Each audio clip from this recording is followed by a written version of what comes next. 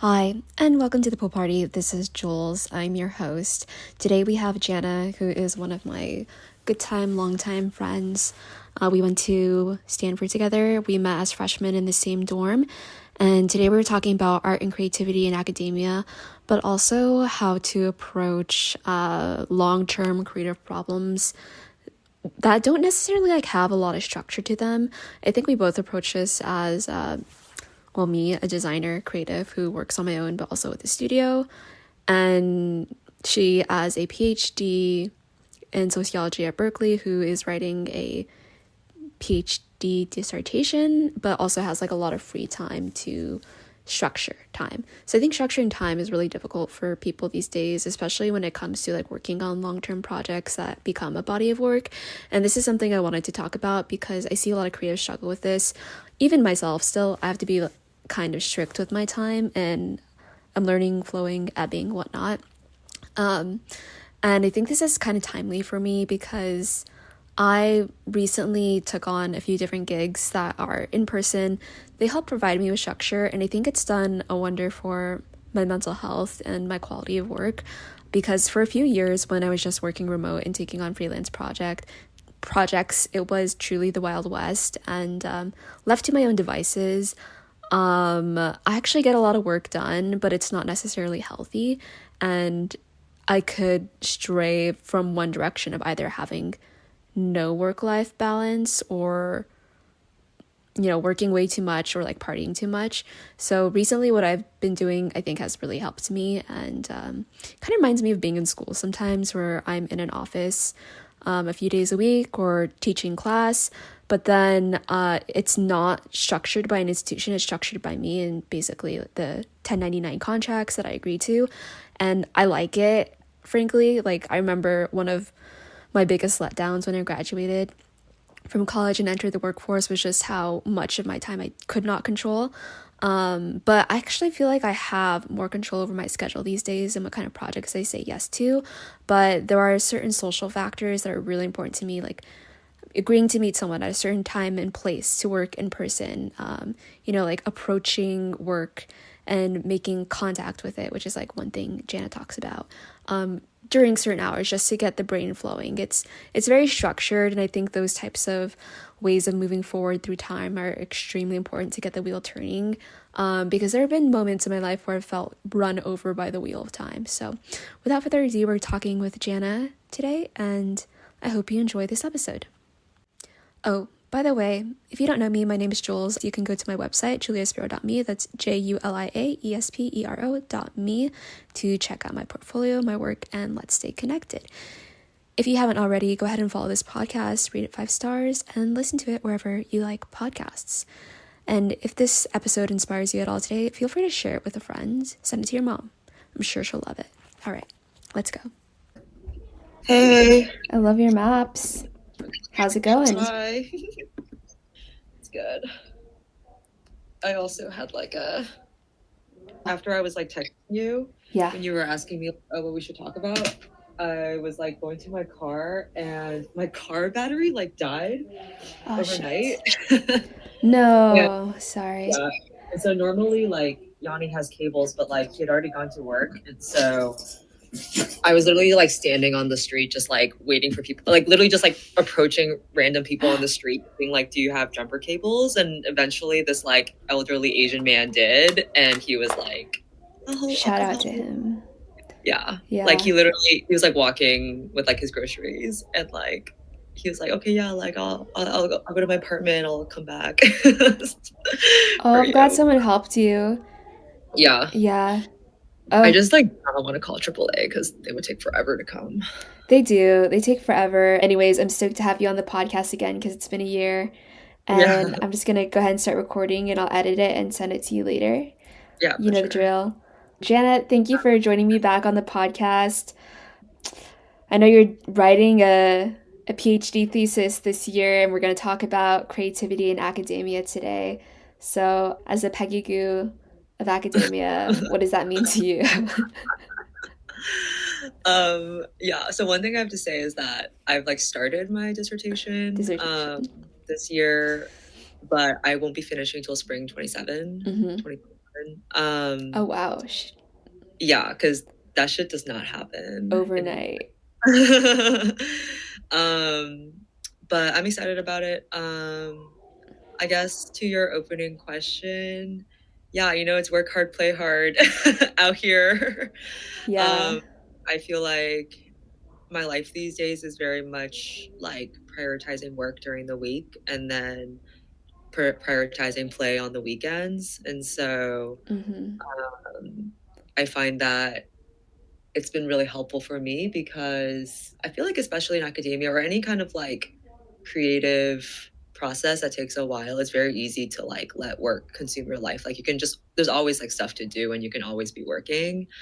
And I used to do that, but I think now my mode is more like treating my work like a 9 to 5, which is what it really is, and then trying to maintain like a life outside of it and traveling and going to festivals or going out a lot or Mm. like hanging out with friends is like really important for me. And then yeah, and I find that like my work is better because of that.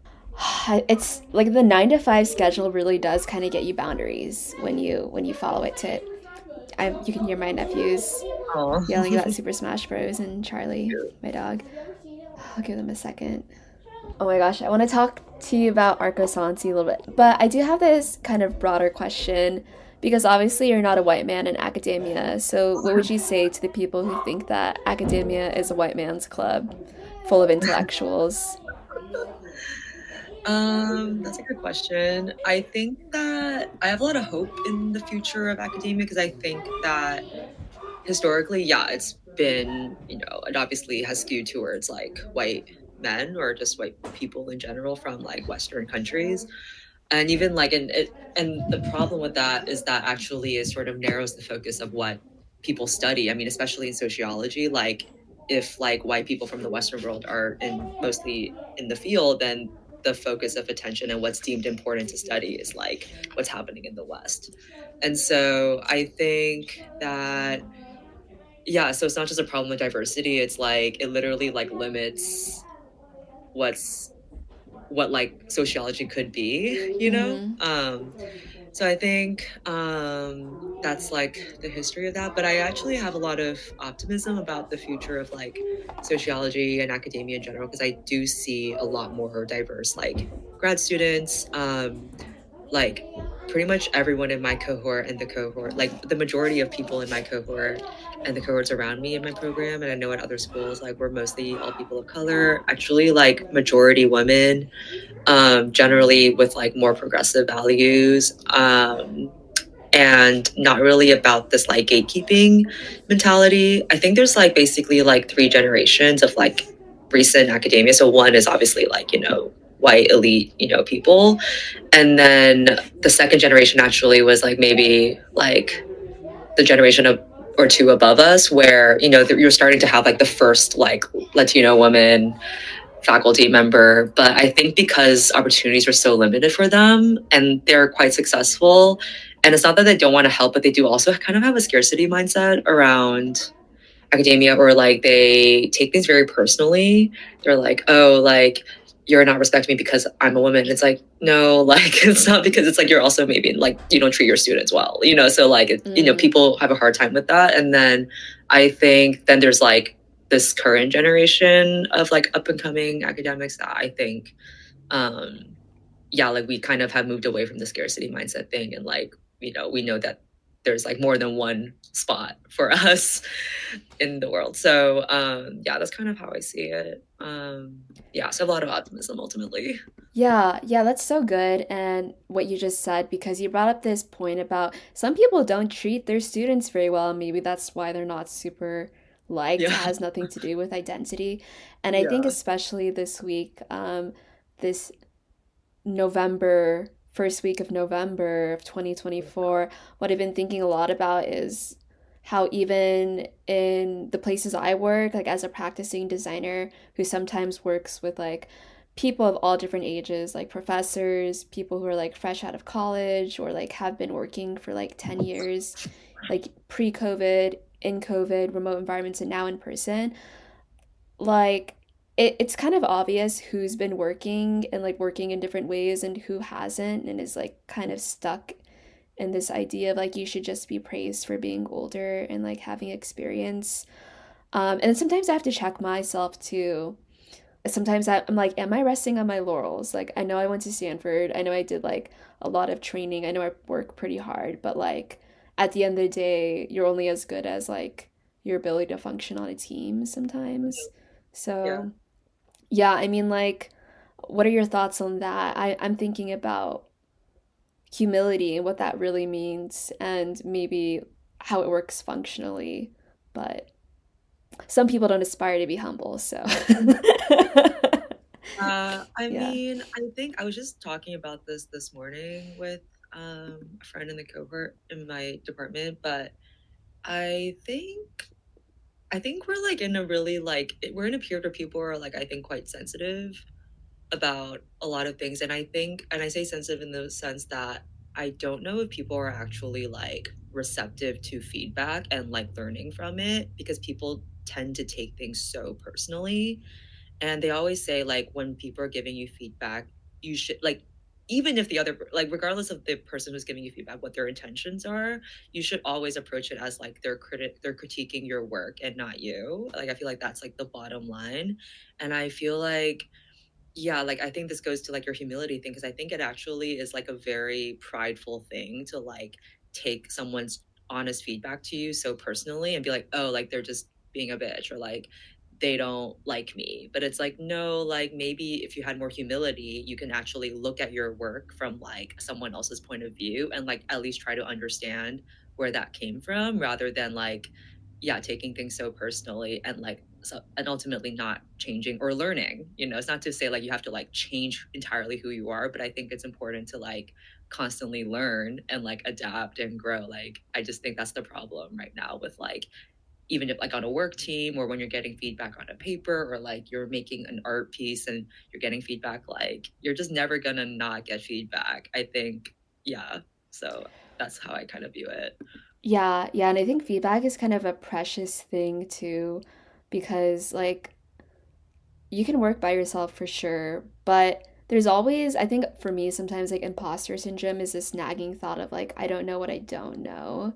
But if you just Mhm. like open your mind to let people critique you and take it, it kind of is soothing. You're like, okay, I considered other people's thoughts and I tried. And that's really Yeah. all you can do. Yeah. Yeah. Yeah. Mm-hmm. Yeah. I Yeah. agree. So your paper is going to take about, we're in 2024, 2027. That's when you aim to have it done. Damn. What's the Yeah. process of that like? Yeah. So And what is it about? yeah. So my dissertation is actually three papers. Mm-hmm. So the way that dissertations, at least in my field, kind of work is that you either like write like a book length dissertation where it's like basically the first draft of the book you're going to publish, Mm-hmm. or you like write three papers that like fit together in a certain way and you can just like staple them together and that's your dissertation. So I think I'm going like the three paper route. And yeah, so it's broadly about like the emergence of sustainability in global climate governance. So how are organizations and people like adapting to climate change through the lens of like sustainability work. So I'm trying to look at this from sort of like it's called like polycentric, but you could think of it as kind of like a nested Russian doll kind of perspective. So um, the first paper kind of looks at it at an international like historical level. So like how did this idea of like sustainability come about? Because we know that it took a while for like climate change to like take hold as a concept. So then Mm-hmm. subsequently, like how did the idea of sustainability as a response to climate change play out? And so it's the first is a more historical paper. The second paper kind of like okay looks specifically at companies and corporations and these organizations and looking at these different sort of like competing logics and visions around sustainability. So one view is like to be sustainable, we have to like completely kind of reduce consumption, degrowth the economy. Like we can't hinge our economic growth on consumption. That's just simply, you know, bad for the environment. We have to like completely change the way we do our economy. Um, and there's another view that's like, okay, it's possible for like our current capitalist system to still exist, and we could just like make it better. So it's basically like abolition versus reform, right? And so I've been doing a lot of like interviews and have a lot of data on like companies all around the world, and just looking at, you know, what kind of policies are working, does that actually reduce emissions, um, and sort of these different like logics at play. And then the third, like, so the inside nested doll is looking at people within companies, right? So yeah, so just as a summary, right, we have the international, then we have organizational level. Now we're looking at people inside companies. And I think the main thing I'm very curious about is like, okay, so companies are actually hiring a lot more like sustainability professionals. They're hiring like chief sustainability officers, like sustainability directors. Like this has been a growing field and it Mm-hmm. will continue to be, I think, despite the election. And so I'm just curious, you know, like for these people who have these roles, like how do they sort of square their personal values on sustainability with the or sort of organizational demands of their job, right? So, like for example, I was interviewing like sustainability directors at large mining companies in Australia, or like Chevron, or like, you know, sometimes companies in really bad sectors. And actually, I think what's really interesting is that a lot of the people in these roles, they actually mean really well. Like they're not like evil people who want to like ruin the world. Like they view that like they can make change like within the company, and it's maybe more impactful to like have that role in, you know, an oil and gas company than like, you know, recycling company, for example. And so, yeah, so I've just been interviewing people who work in sustainability, how they sort of navigate their jobs and their values and their identities. You know, like when do they have to compromise their values and when do they not have to?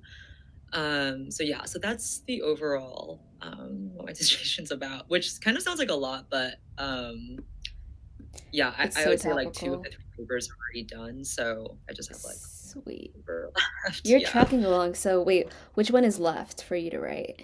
The like the first one, like the historical one, because I Historical one. think Oh, the that is a hardest, broad.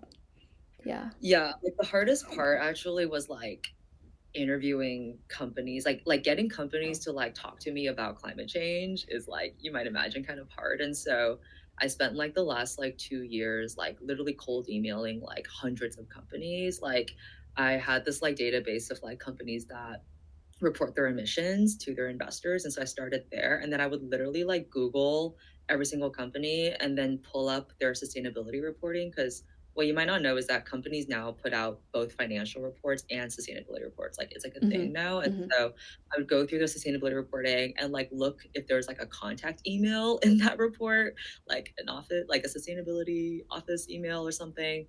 And if there was an email, I would just like send them this cold email and try to get an interview. And so yeah, so it was this very like tedious process, Mm-hmm. but yeah, I've been able to talk to like around 70 people or companies on this topic. So I feel good with like the number of interviews I have on that. And then in terms of like professionals in the workplace on that, I think I've talked to like almost 40 people on that. So more than like 100 interviews on this topic. And you know, as you might know, like I don't know, like analyzing interviews also takes a while. It So does. yeah, so that's what I spent most of my year doing. So actually, the historical piece, I haven't done it yet, but it feels a lot easier because I don't have to depend on like other people taking the time to talk to me. I can just like do that on my own time.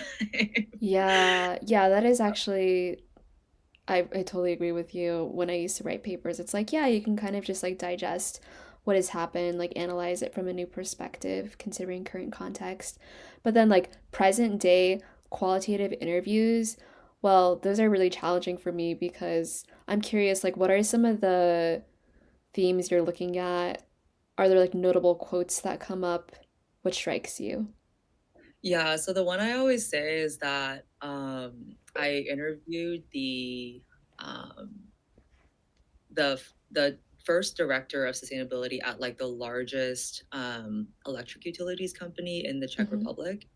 And she made this interesting comment where she said that, so she was like the first person hired for this role. They like created this role and then she was the first person hired for it. And she made this comment that she said that she believes that she was hired because she has more of a background actually in academic research. And so she, you know, has a very data driven approach to everything. And she said that like the CEO of the company wanted someone who would treat sustainability as like a data like a technological problem and not an ideological thing. Like that's like a direct quote. She's like, sustainability is, a data problem. It's not ideological. And I think that would strike people as surprising because, obviously there's a lot of activism around climate change. It like everything is like ideological, including like how you view climate change and what should be done about it.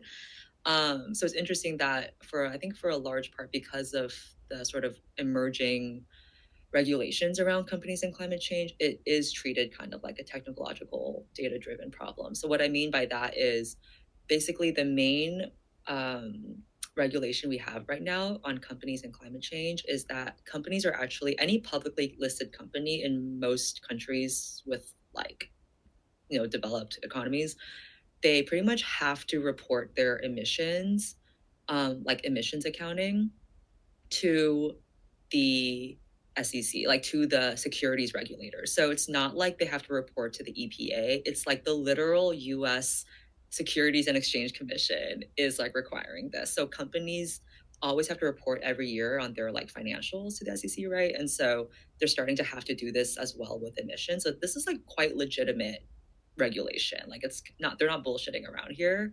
And this is the same in the EU. This is the same in like Japan, New Zealand, like all over. And so companies have to report this. And I think overall it is a good thing, right? Like there should be like reporting and transparency so that once you start reporting your emissions, there's a way to like track it and you should overall be reducing it.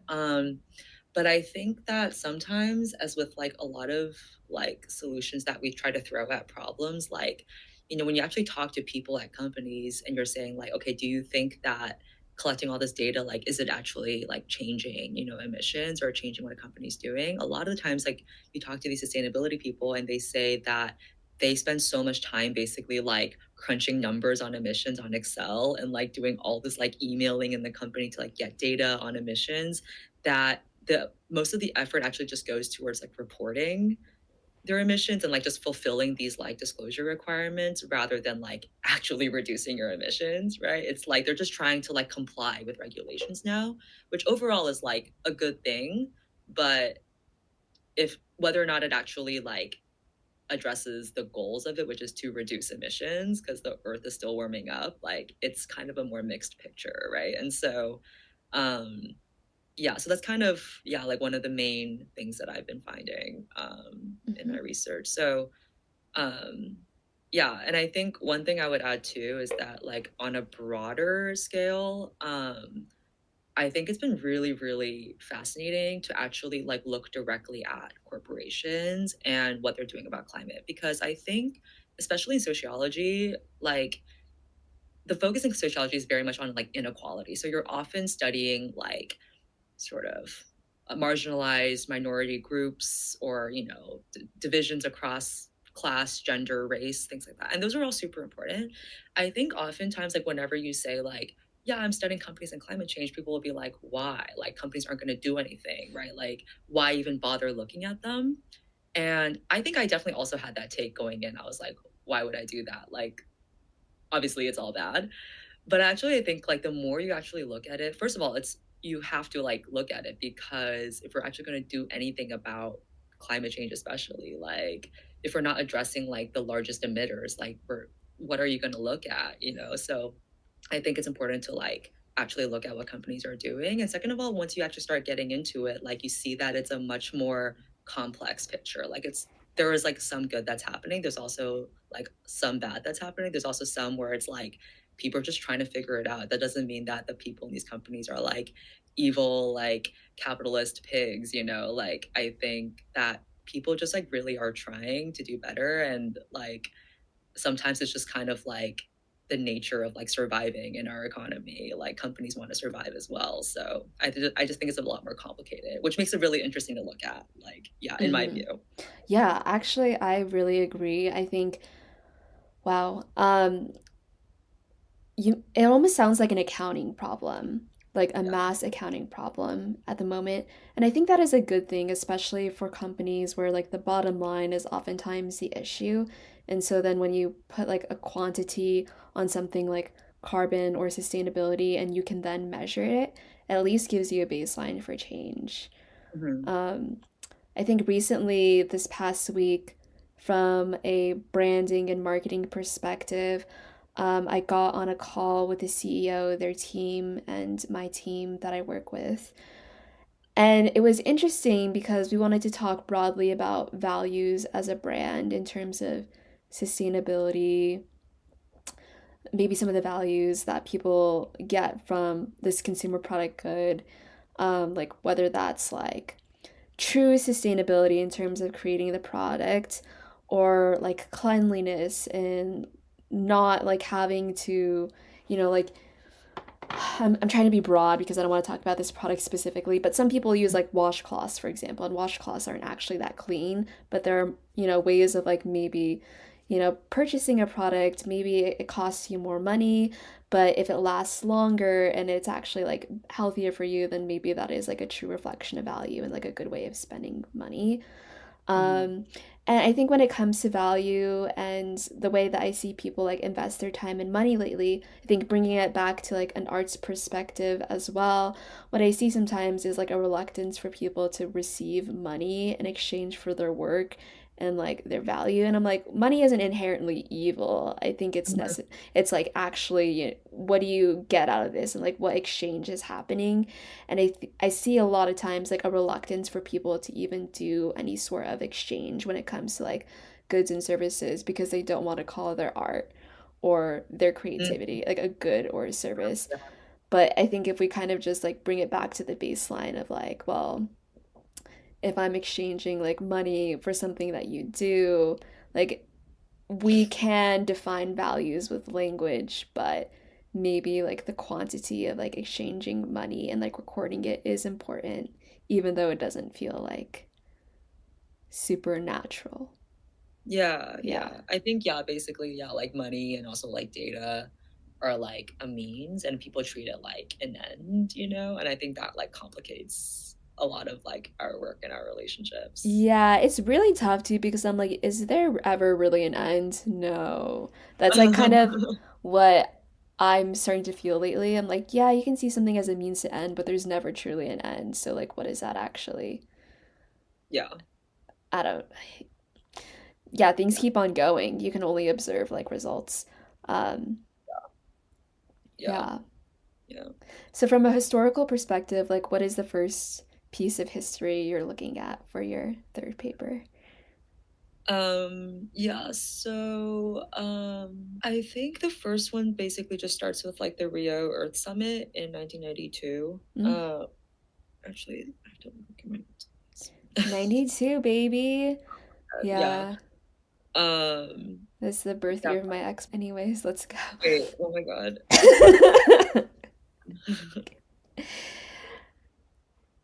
Relatively recent too, because so I'm a 96 baby. I'm 28, 92. That is like 32 years ago.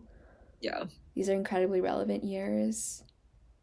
Yeah. So actually, okay, sorry. The first one actually is, I had to look up the year. The first one is 1987, actually. 87. So, Mm-hmm. um, this was like the first time like a formal definition was made for sustainability. This was basically a report that came out of one of like the like global meetings they were starting to set up. And they define sustainability as, quote, meeting the needs of the present without compromising the ability of future generations to meet their own needs. Yeah, it's kind of broad, but also I think like, I think people agree on this definition, but like in very different ways, because some people would be like, oh, we have to meet the needs of the future generation by like conserving the planet. And then other people would be like, we have to meet the needs because like they're like, we have to like still have like capitalism and, competition and blah, blah, blah. So I think, yeah, so I think that's where it kind of starts. And then, yeah, that was 1987. And then it just kind of like ratchets up from there with like the 92 Rio Earth Summit. And then all these like sort of global meetings that happen every year, like the COP, COP 26, 27, 28, and the UN and like, all these like global meetings. And so, yeah, it's definitely like interesting. I don't know, like I feel like if I were to keep like yapping about this, I would also say that like I think that I don't know if I've like talked about this before, but I believe that like the idea of like the global is like a recent invention because for like, you know, most of like human history, you like existed within like your local context, right? And I really think that, or like I actually not think, like I know that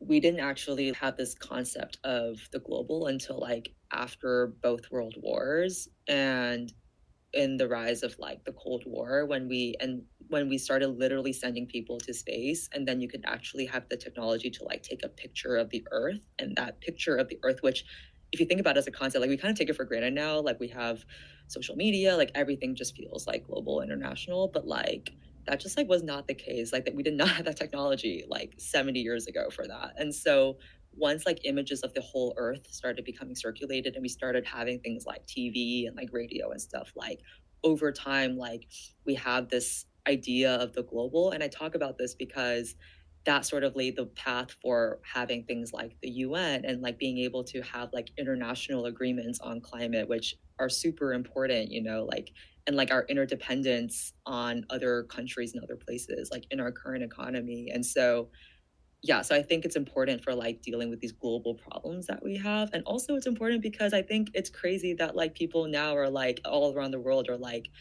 going against like the global. They're becoming more insular, like nationalism's on the rise, like Trump is gonna like impose tariffs, and other countries are doing the same. And so I think like there's been this backlash against the global, and I think it's important to like emphasize like how important it is. Like we're at a point where we can't reverse back to like, you know, We just living in literally our local can't. context. Like it sounds nice and like, you know, Yeah. living off your land and from your own country, but like it's I don't think we can go back to that. Like we're so dependent like globally. The Like homestead mindset is like super, I think, fantastical, charming, bucolic, pretending like you're in the little house in the prairie, like living in modern day Idaho. But even if you want that, it's like your machinery, like the parts are being made abroad.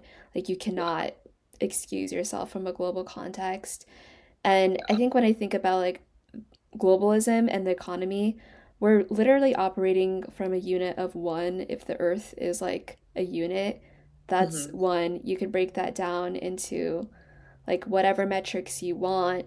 But I think that first quote that you mentioned, like trying, what is it exactly? Could you repeat it? It's meeting the needs of the present without compromising the ability of future generations to meet their own needs. Yeah, I don't know. That strikes me as like a budget. It's like, Yeah, are you yeah, gonna bet your load like at the slots in Vegas today? It's like probably not a good idea if you're trying to meet the needs of the future. You kind of yeah, have to invest in what is needed today. And I don't know if yeah, we've been doing that, frankly, yeah, yeah, with our money yeah, as a country, as a yeah, society. Um, but it's worth noting. I yeah. think that's like where some of those like themes of human values on a personal level come in. It's like what people believe will happen. And sometimes there's this nihilism and this idea that there isn't necessarily a future that leads to like poor spending habits.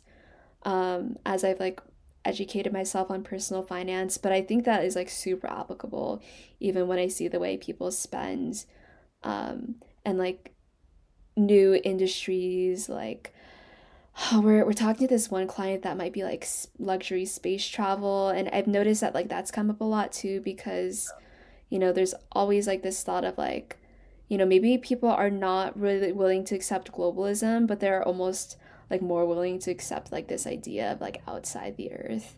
And I'm like, wait a Oh. second, I feel like that's more than we've shown ourselves capable of Yeah. digesting.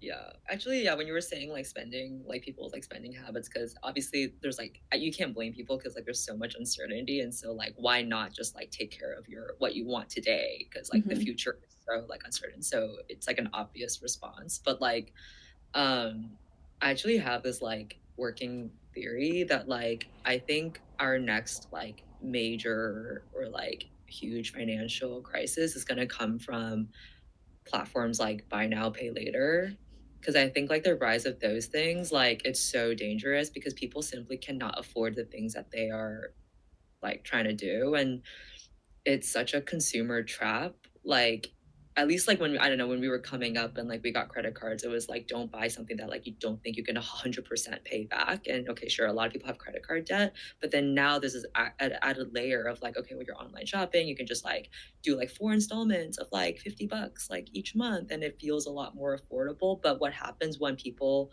en masse can't start paying it back, and then these lenders can't pay back like their banks, like that's going to lead to like some kind of crisis, I think, like at least in the You're not US. wrong. I think it's kind of like happening too, like in real time slowly.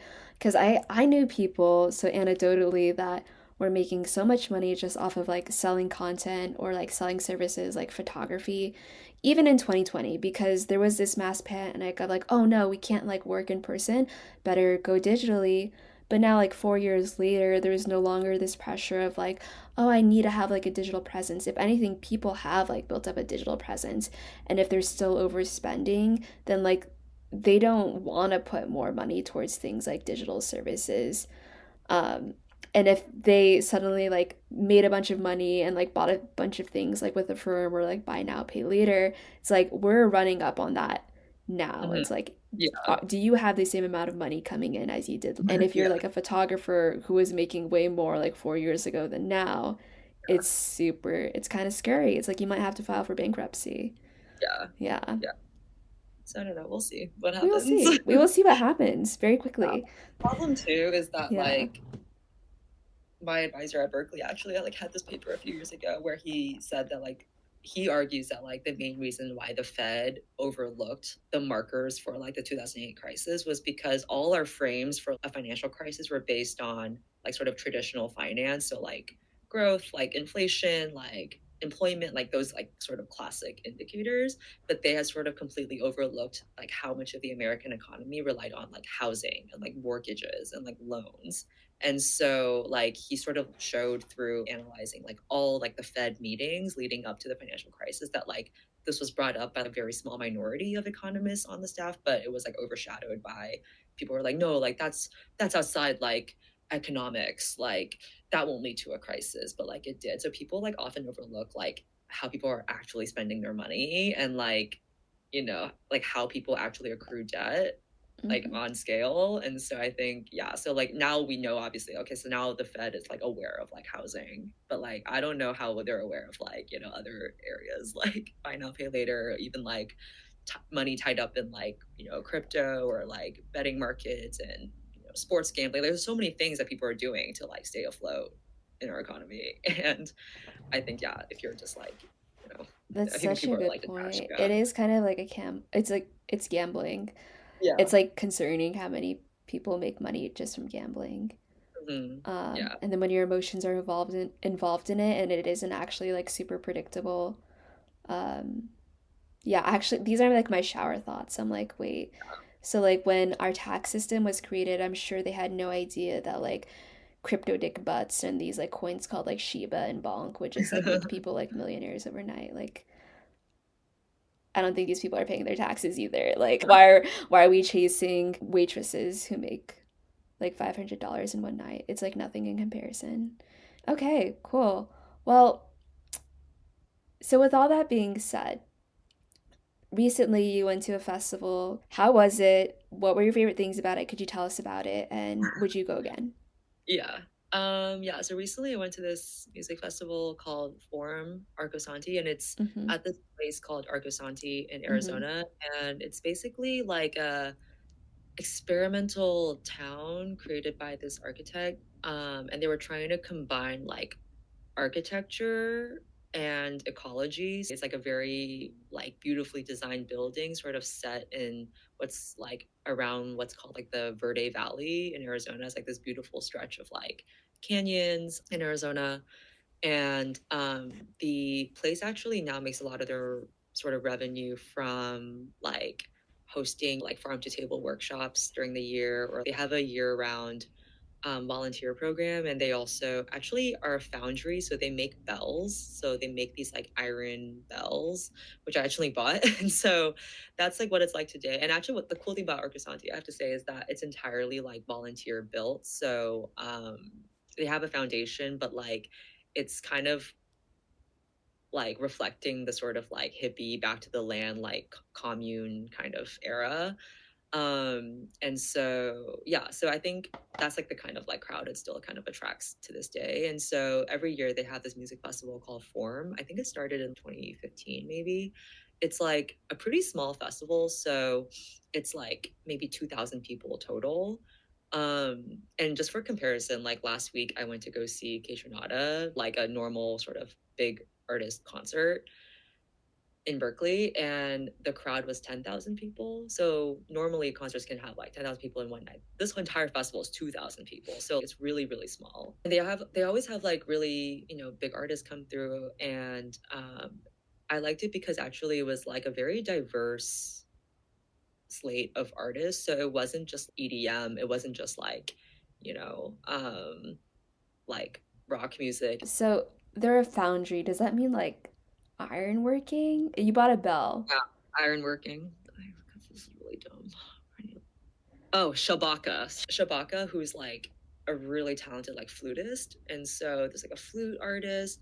There was like a spoken word artist named Asia Oh, got Monet it. who would like do spoken word with like a band behind her. So there's like music accompanying in the back. Like I literally cried like during one of her like song or like poems, because the poem was called like For the Kids, and she's talking about like kids who like, get their lives like cut short, their opportunities cut short because of like the society we live in.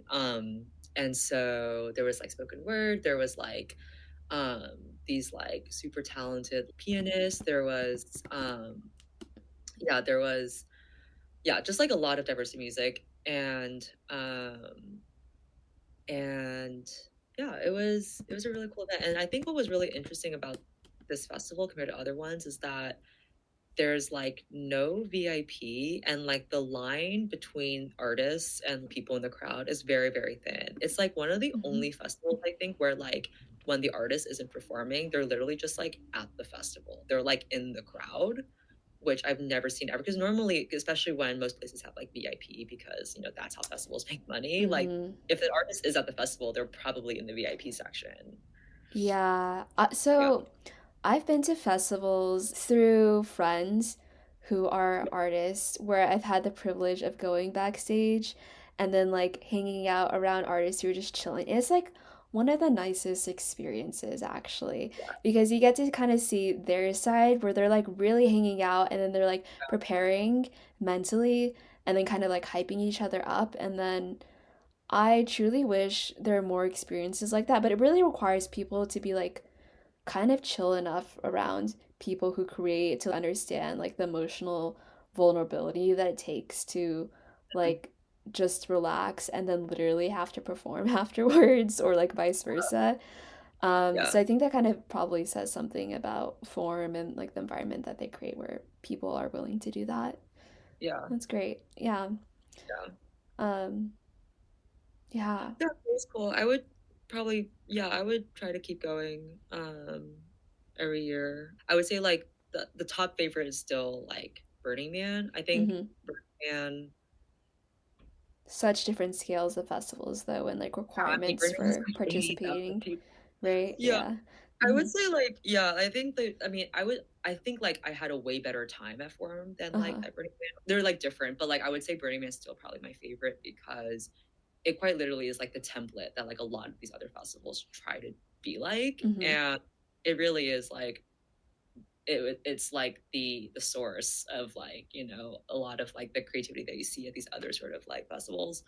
And so it's hard to like honestly say like, okay, Forum is better just because they're so different, you can't really compare it.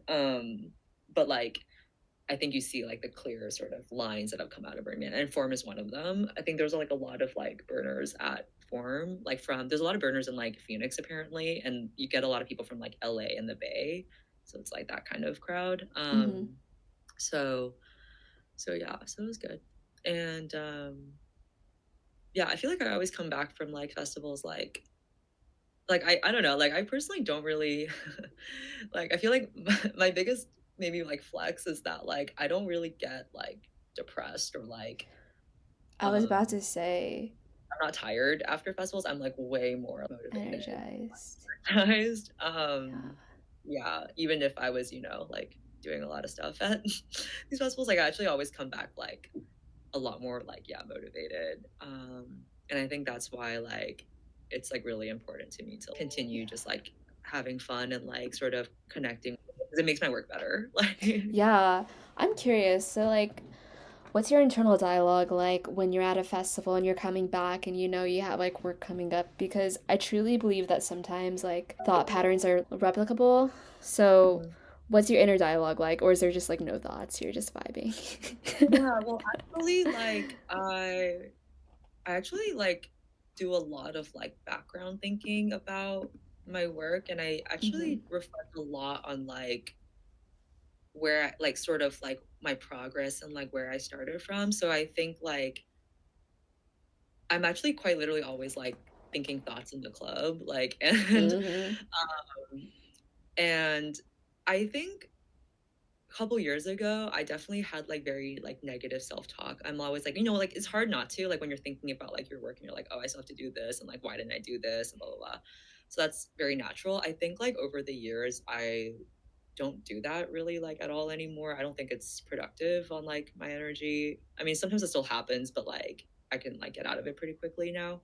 But I think so it kind of so like when I'm thinking thoughts in the club, like I like have two sort of streams. So one is I do think practically like, okay, like what have I done so far? What's left to be done? I'm thinking about like different ways to sort of solve like these problems that I'm like puzzles that I'm seeing in my work and like how do I like analyze it this way or that way. So I'm definitely thinking in the background.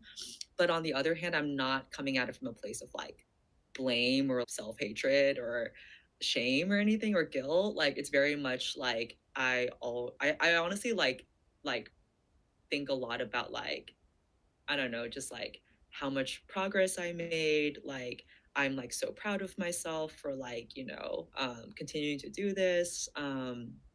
I think about like how far I've come from like how I used to sort of I had a much more like toxic relationship with like myself and my work. And I think you can relate. Like I'm definitely someone where I wish my identity and self-worth was not tied to work. But the thing is like Mm-hmm. as we talked about this morning, like I'm a Capricorn and Taurus stellium. I have 6 planets, 3 in Capricorn, 3 in Taurus. So it is true You that like just I gotta keep on climbing. I think we're hardwired for it too. I think it's like from a young age somewhere, like we were like praised for output and then we're also good at it. And so it's yeah, like, well, exactly. let me, I when you're a want to. child, you're like, let me just see how far I can go with this. And then Yeah, literally like almost 3 decades later, you're like, oh fuck, like I could literally keep on going, but it's not always healthy.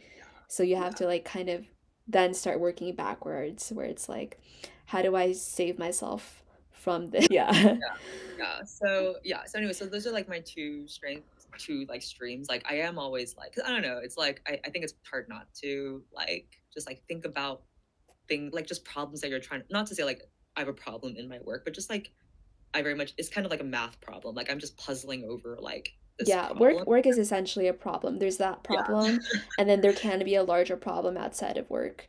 But Yeah. I think that's like what a lot of people strive to Yeah. avoid. Yeah. And Hmm. then yeah, so that's one stream, and the other stream is like just being like, wow, like I think I did the best I could, and like this is awesome, and I love myself, yay! And so that's sort of my two streams, and so yeah, like I think when it comes to the other part of your question, which is like how do you like sort of go back to your work like during the week and stuff, like Um, I think like over the years I've actually developed I could write a whole book on this, I think, like which I might do actually one day, It's but like so I valuable. Yeah. I have a bunch of like methods that I do that like I stick to and that's how I sort of bring my brain back. And so for example, one thing that I was sort of mentioned at the beginning was like being strict about my boundaries. So just because, I just came back from traveling or whatever, like and it's Monday, like I don't have to start at exactly 9 a.m., but like I do get my work started at some point that morning, like 10 or 11. Like just even like sitting down and pulling up your stuff again from like Friday and just like sitting with it, I think it always kind of gets like the creative juices flowing. Like I very much view it as similar to like an artist like going to their studio every day. Like some days you're like super productive in the studio, but other days like you just have to sit there and tinker around. Like not everything is going to be like a final product that the world sees, but like the process of thinking about your things like experimenting with something. That's like all part of the process as well. Like in academia, you're running this analysis on something and the results you're getting are like not a result. Like it's not a result you wanted, it's not a result that means anything, but no result is still a result because now you like know a little bit more about the thing you're studying, and so you can kind of like think about what to do next. So I think it's important to just always sit with it. And so I actually call this method contact hours Mm-hmm. because I think that a lot of time when we're dealing with like a big project, like we think that, oh, like if okay, like I have so much anxiety about it, like you're procrastinating. And like I think for me, like I just literally have to like open the project and just make some contact with it. And I think like that's always better than like not touching your project at all because like you're so scared about it. Like you and the more you procrastinate, like the worse it gets, right? And so it's Mm-hmm. like you just have to like You're creating literally, distance instead of yeah, like contact, which is what you're yeah, doing. Just that's the exposing contact hour. yourself.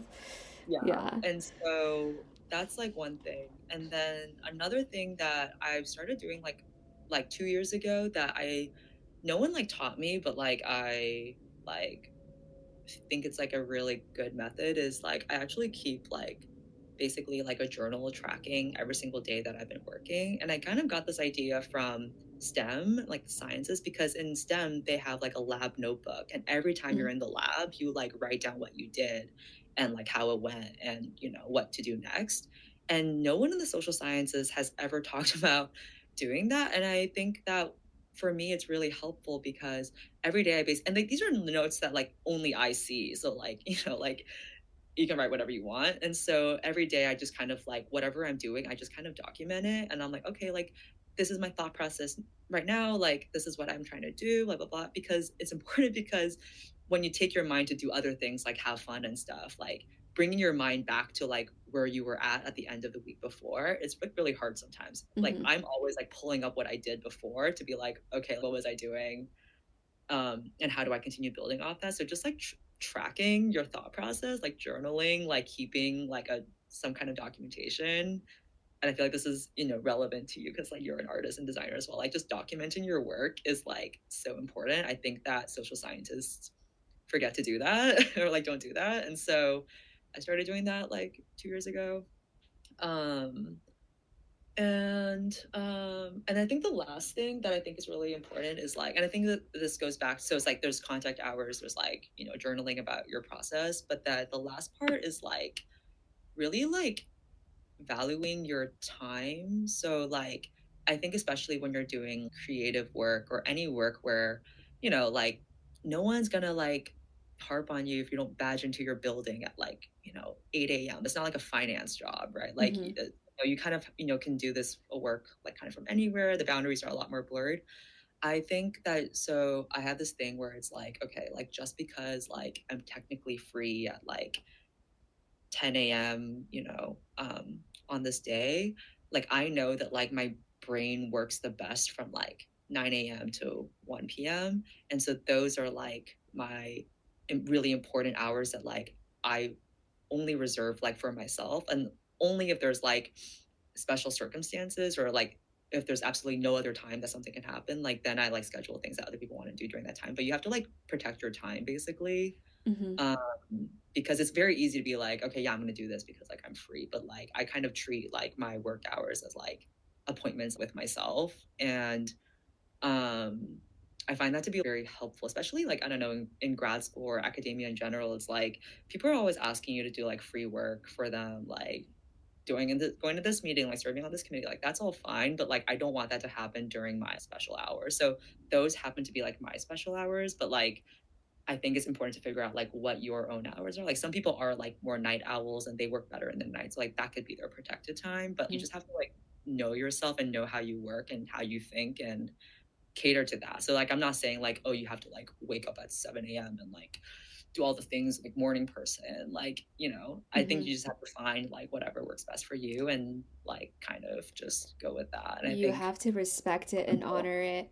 And I think, to your point about not having shame when you're at the club and enjoying yourself, I think one thing that I find so interesting is like a lot of people think sometimes that like being exceptional at your work means not doing things like having fun and going out and maybe basically falling off the beaten path. Like there's like a very straight edge way of doing work, Yeah. and it doesn't have anything to do with like substances. It's just this idea of what people think successful people look like, and I think that's like a really unfortunate way of just approaching life and like being exceptional, because you're Hmm. allowing someone to define like what you should be proud of when really it's the most like innate joys are self-defined.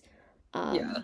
and I think with academia, only did an undergrad, but I appreciate how professors and TAs have office hours. It's like these are the times that like I'm going to take calls, and as an artist, I have my podcast hours and I only do them on Mondays and Fridays, and then I Yeah. have my studio time and Exactly. times like where I take sales calls, and those are all separate, and that kind of helps me. Yeah. Yeah. And it's So, important too, because especially when you're like juggling different like responsibilities and different hats, like I think it's so unproductive to be like at your sales job, but like worried about your design job or worried about your podcast. Like it's important to separate our time out like that, because then you're like, okay, like I'm at my design job, like I only think about my design stuff here. I'm doing my podcast, like I'm thinking about podcast stuff here. And then once you're out of that time frame, like you don't have to like keep mulling over it, Like I think yeah, it's like we um got to move on, move forward, yeah, because like the wheel keeps on turning. If I get stuck, it's like, well, I'm gonna get run over. That's how I yeah, feel. Like we're yeah. all like little spokes in the wheel, but if you get stuck, sometimes you get run over. You're not like moving forward. Exactly. Yeah. Yeah. Yeah.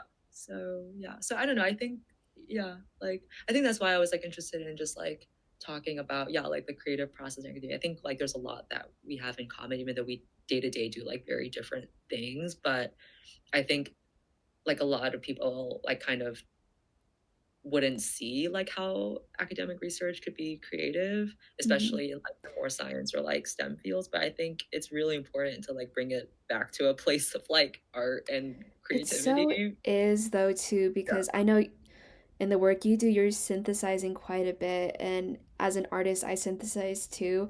I'm mood yeah, boarding, I'm remixing, and I think like you're doing that too from like a factual perspective, yeah, like topically, for your yeah. purposes in academia. It's like kind of different lanes, but I think process is so important in Mm, the arts. Otherwise, you're just kind of like, I don't know, it's like, what are you asking me to like really pay attention to? Like, how can I see you improve? It's, yeah. mm. So that's what I admire is process and Yeah, improvement. I Hmm. agree. Yeah, I think like one of the like hard lessons I learned early on in grad school was like there was definitely a time where I was like very focused on like outcomes. Like I wanted to win all these like fellowship awards. I wanted to like do all these things. And the thing with like getting these like fancy fellowships that like, pay for a year of grad school or whatever is that like just because you get the award doesn't mean that like you're actually gonna like do the work that it needs to like get it just like finish your dissertation. Hmm. Like people are so focused on like having these fancy titles, but like I don't know if they're always like that focused on like actually doing the work, because that was definitely me. Like I was like putting so much work into like packaging myself in a certain way for these fellowships when I was like, wait, like the point of me getting a PhD is not to win a fellowship. The point of my getting a PhD is to like collect and synthesize knowledge and like contribute a new aspect to what we already know in our world. Like that's the whole point of like any PhD. It's about like doing your research. Just because you win a fellowship, that can definitely help you do your research. Like you're paying for your grad school or whatever, but like Hmm. Oh, yeah. automatically mean you're gonna do the work. Like Yeah, recognition, like monetary rewards, they serve different purposes, but I think there is like, again, an innate sense of gratification from following a process, being able to stick to it and continue. And I think like as I get older, I'm not super old, but I'm like I want to keep on doing this when I'm like 60, 70, 80 maybe. And it's going to require different the requirements will physically be different just based upon how my body is, but if I yeah. can learn to respect my physicality now, then that's everything to me. I don't want to just be someone who like gets aplomb or fame for like crashing out, because that's what so many people want kind of. And I'm like, wait, I think that's broken. I think that's a Yeah. broken system.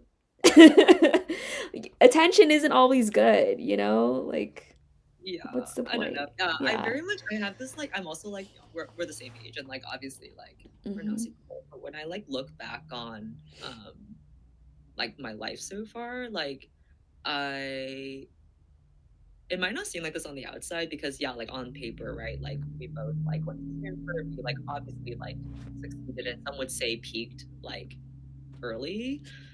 But actually, I would say that like I've had like multiple like I have this joke now that's kind of not a joke, it's real, where like I'm genuinely trying to peak like every decade because there were definitely periods where like I was flopping like every decade of my life. Like there were periods of like flopping. Like, yeah, I got into Stanford, you know, after high school, but like when I was actually at Stanford, I was big flop era, like had no direction, like truly a terrible student. Could not And agree then more.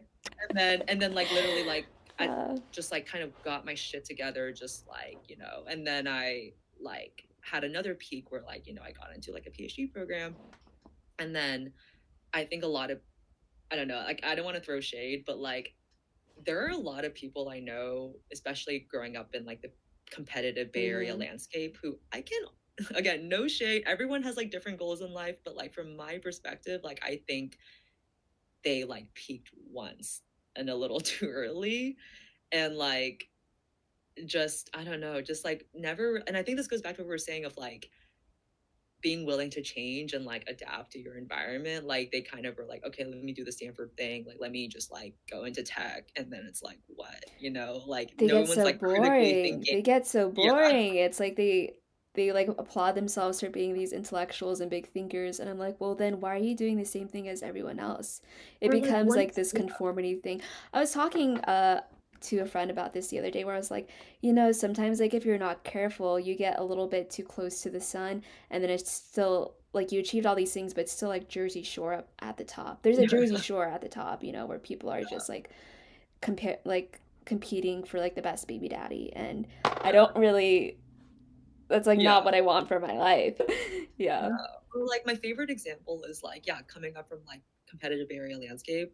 Like there's this thing called like the Intel Science Fair, which is like essentially the Nobel Prize for high schoolers. Like if you win it, you're like going to MIT. And like I knew people who like I had grown up with who like won the Intel. And the thing is that like the reality is that like usually their parents or someone they know like set them up in a lab and like basically did the research for them and then just slapped their name on it, but whatever. But they're Mm-hmm. considered to be like smart people and they end up going to like the top schools. And my issue is that like, okay, yeah, like that's great. And obviously these kids are like very smart, very hardworking, Mm-hmm. whatever.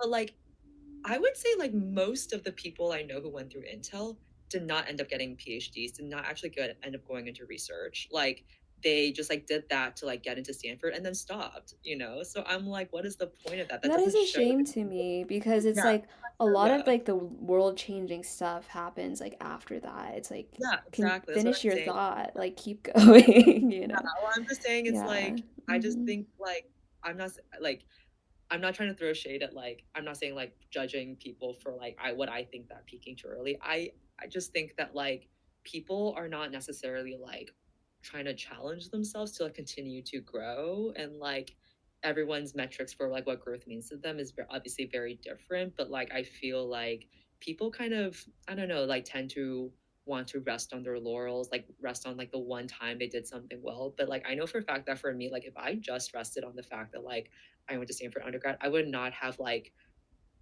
reached other peaks later on in life that like I didn't even know were possible for me until I like started challenging myself to like see what else is out there.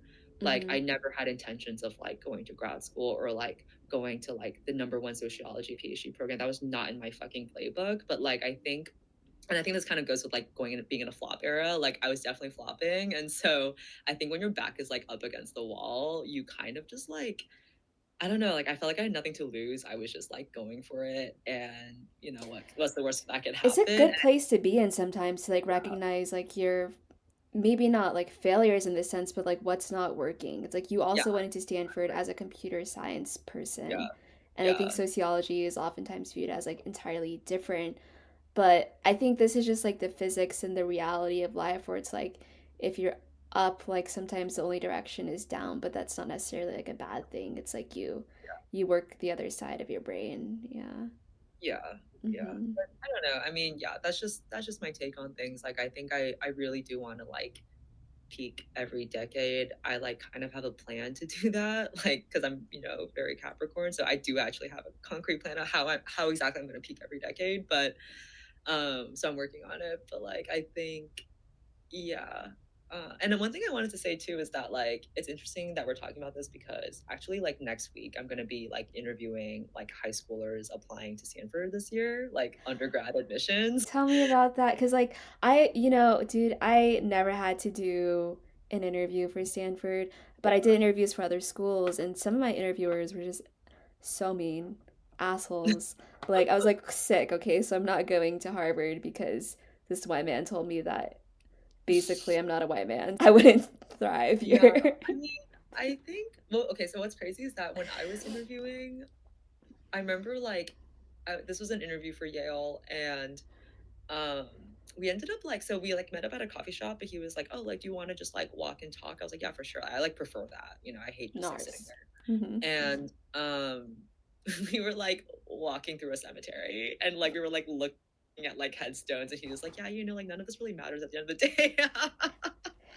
And I was like, I love that. And then Getting I straight to ended up the getting point. it. We all die, Yeah, so yeah.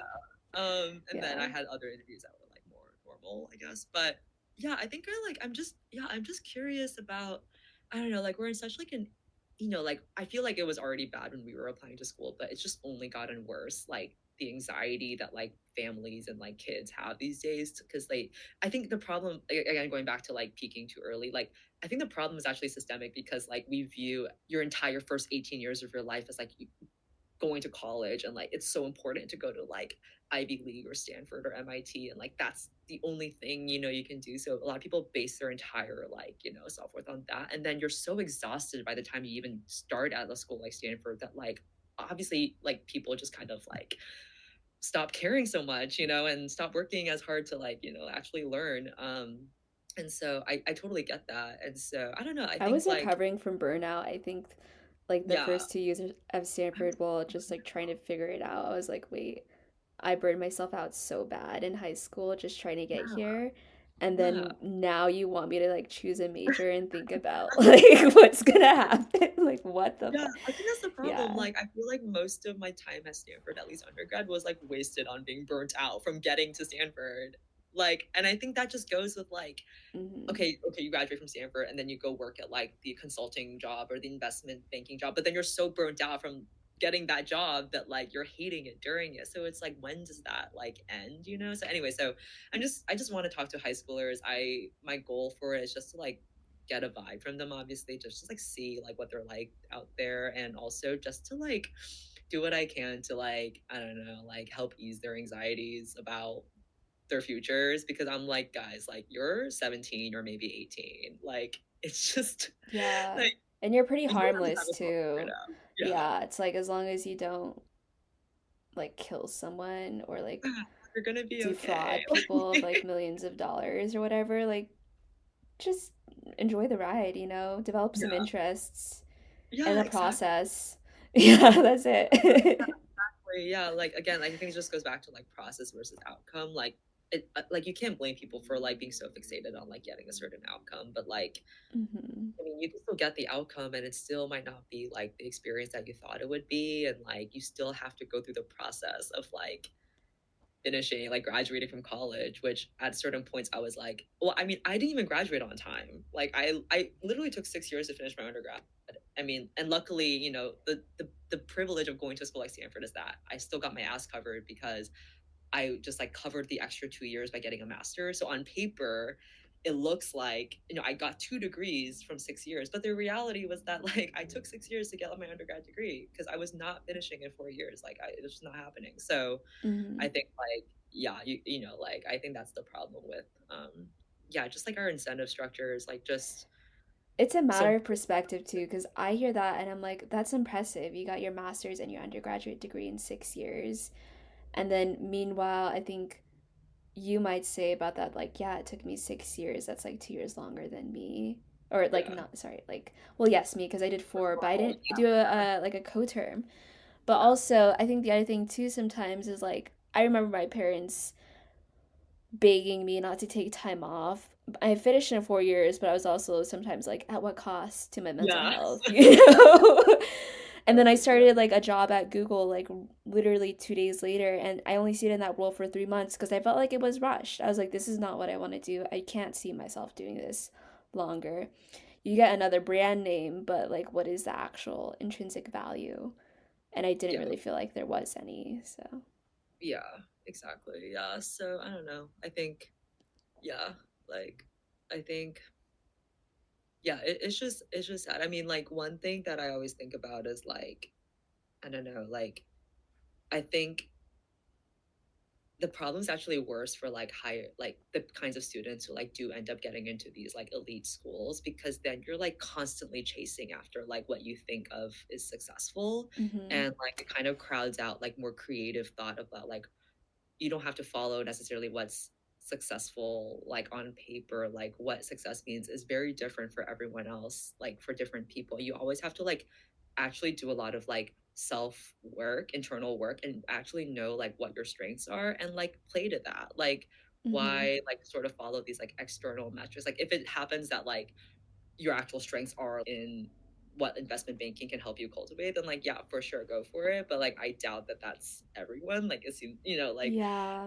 so Or like I think chasing lists, like, like even the way our schools are ranked, like the US News list.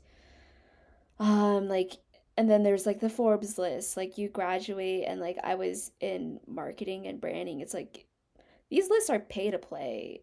So yeah, you got to think about that too. It's like it yeah, does it does kind of start to feel a little bit fake to a degree if you really care about it, and I think like you're doing something that you're proud of. It's like being on the Forbes list. I think as someone who's doing something really innovative and like women's health care is going to feel really different than like someone who's just doing it just because they want recognition, or and they have like enough money to pay for it. Like, I don't yeah, know. Cuz I've met both types of people, you yeah. know. Yeah. I'm like curious, like because I feel like yeah, like I'm curious, when you're like talking to people, maybe like someone that you loosely keep in touch with, like at Stanford or something. Like, do you ever like meet people who you like tell them what you've been up to, and like you kind of like receive judgment like from them because it's not like what's considered All the normal time. expected of you? Yeah. All the time. I would also get shade from people when I went to Maui, where I think they would kind of like bully me a little bit sometimes, like working in like the gym or yoga spaces, because they're like, oh, why are you not like working in tech? I'm like, if you've ever worked in tech, especially like doing what I do, it's not fun. It like a lot of people want to be doing this actually, the grass is always greener on the other side. But I think sometimes people do have this like high school mentality where they're looking for insecurities. They want you to feel bad about yourself. And so I think like the biggest power move is not really like feeling bad about your choices. It's like loving them Yeah. regardless of like what people think, because it's hard to be manipulated. Yeah. Yeah. Yeah. Mm-hmm. It's definitely, yeah. I think it's funny because like I think like most of my like friends or people I keep in touch with from Stanford, they like get it and they're like, yeah, like that's awesome that you're like, doing grad school. Um and then it's interesting though because like I feel like when I like ever like reconnect with someone who I haven't talked to for a long time since high school, I think the reaction I get is sometimes like more judgmental because yeah, like I think people tend to view like sociology as like a downgrade from computer science. There's like this really fucked up like glorification of STEM in our society in general. They're like, you're considered smart if you do STEM, and if you do anything not STEM, you're not smart. Like that's kind of the trope. That's like And high grade idiocy to me. So yeah, I'm like, what? because like Yeah. if we're really doing that kind of like petty whatever, I actually think some of like I think like I don't know, just being able to think critically that like a perspective from like a social scientist would give you, it's like a different kind of smartness. Like you can't really compare it, but like it's like people think that like I like went off the deep end. Dude, Like maybe that's not. I did, but like Yeah, maybe I what about did. it? Like, Yeah. oh, But yeah, also the other thing too is like I just think that's so not true, like as someone who really knows you. And I do wonder, like, does that kind of bother you? Like what other people think if they think you went off the deep end? Because you like do so much for like yourself and your community and like people in your life. I think that is so much more important than the perception of people who care so little about things that really matter. Yeah. Yeah. I think it used to bother me more. I mean, I would definitely be lying if like I didn't care at all about like how people perceive me.